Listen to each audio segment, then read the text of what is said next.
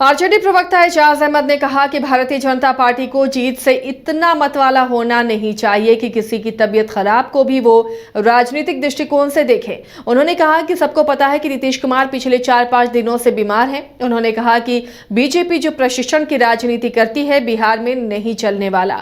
5 राज्यों के चुनाव के परिणाम पर एजाज अहमद ने कहा कि बेशक जीत बीजेपी की हुई है, लेकिन अब बीजेपी की इमेज बदल चुकी है। बीजेपी जो प्रशिक्षण की राजनीति में लगी हुई है, अब जनता उस माहौल को जान चुकी है।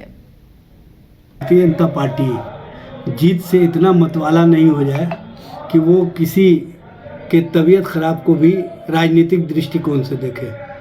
सबको पता है कि नीतीश जी पिछले 4-5 दिनों से उनका तबीयत खराब है और वो आराम कर रहे हैं, लेकिन भारतीय जनता पार्टी राजनीतिक परसेप्शन बनाने के लिए और राजनीति में अपने आप को बनाए रखने के लिए जिस तरह से बिहार में राजनीतिक गेम ब्लेम का खेल खेल रही है, ये उनका चलने वाला नहीं है। बिहार सहित देश भर में इंडिया गठबंधन पूरी तरह से मजबूत है और जो 5 राज्यों के चुनाव के परिणाम आए हैं उसमें हार जीत तो लगी।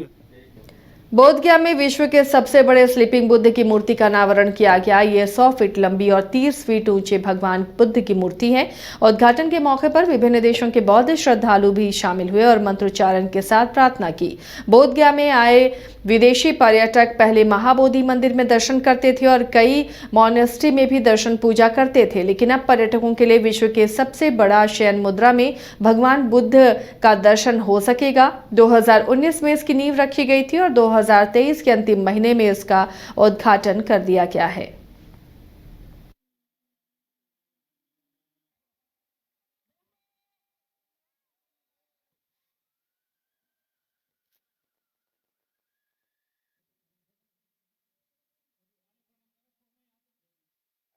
Just we grand openings Indian biggest declared Buddhist issue, Indian biggest Buddhist issue.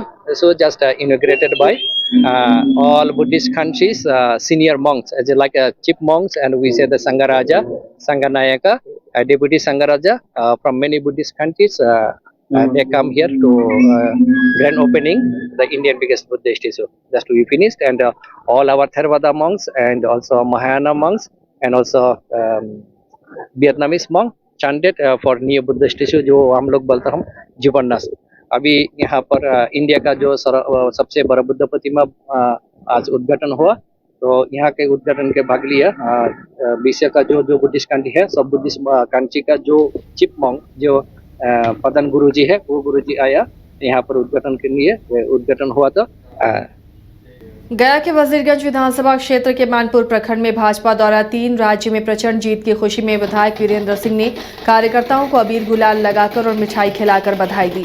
मौके पर सैकड़ों कार्यकर्ताओं ने भारत माता की जय के नारे लगाते हुए एक दूसरे को मिठाई खिलाई। इस मौके पर विधायक वीरेंद्र सिंह ने कहा कि जात पात की राजनीति करने वालों के मुंह पर जनता ने तमाचा जड़ा है। आज देश में शांति और विकास के लिए सिर्फ मोदी जी पर ही विश्वास जताया जा रहा है। अभी पता चला है कि मिजोरम में भी हम लोग आगे हैं, तो जनता का जीत हुआ है। प्रधानमंत्री कल बोल ही दिए हैं और गरीबों का जीत हुआ है। प्रधानमंत्री नरेंद्र मोदी जब है तो गारंटी है ना। हाँ, जात पात करने वालों को तमाचा लगा, इसलिए बिहार में भी जात पात अब नहीं चलेगा। 4 जाति हैं, एक किसान है, दूसरा नौजवान है, 2-4 तीसरा महिलाएं हैं और चौथा गरीब है। 4 जाति हैं पूरे देश में। प्रधानमंत्री यही चारों जाति के विकास के लिए लगे हुए हैं और विकास हो रहा है, इसलिए ऐतिहासिक जीत हुआ है।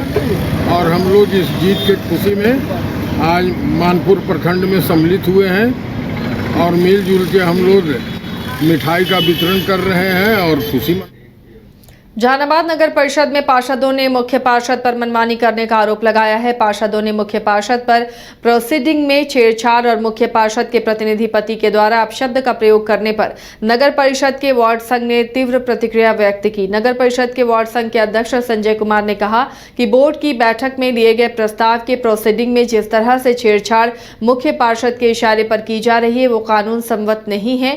प्रोसीडिंग छेड़छाड़ करना एक अपराध है और ये काम मुख्य पार्षद के इशारे पर किया जा रहा है। उन्होंने जोर देते हुए कहा कि जिस तरह से मुख्य पार्षद के प्रतिनिधि पति ने जाति सूचक शब्दों का इस्तेमाल कर बयान दिया, इससे साबित होता है कि वो नगर परिषद में लूट खसोट की नीयत से आए हैं। उनके विरोध वार्ड पार्षद कोई नहीं है। सभी चाहते हैं कि विकास हो, मगर उनके कार्य और उनका करने का जो तरीका है जिसके लेकर सभी वार्ड पार्षद उनका विरोध कर रहा है। अब रहा संजय यादव जी के बारे में जिस तरह का शब्द का प्रयोग उन्होंने किया वो बहुत ही गलत है। इनको वार्ड पार्षद लोगों ने इनको बनाया है। अध्यक्ष जो है वार्ड संघ का, ये हमारी समस्याओं को वार्ड पार्षद जितनी भी समस्याएं हों उनको लेकर ये आवाज़ उठाते हैं। तो जब आवाज़ उठाते हैं इनको बना दिया था दलाल। कुछ दिन केवल हमको भी व्याप्त फेसबुक पर लिख कर भेजा गया कि होदा साहब दलाल हैं। बताइए, तो इस तरह की बात तो नहीं चलेगा। द्वारा कुछ अनर्गल बयान हमारे संघ और हमारे ऊपर किया गया है कि एग्जीक्यूटिव के दलाली करते हैं। तो मैं उस संबंध में कहना चाहता हूं कि उनको तो खैर बोलने का मेरे ऊपर कोई नैतिक अधिकार नहीं, किसी पद पे नहीं है। वो खुद उनका चाल चरित्र और चेहरा जहाँ शहर का बच्चा बच्चा जानता है, और पहला ऐसा वो व्यक्ति हैं कि जिनके ऊपर आईपीसी की सारी धाराएं लागू हैं।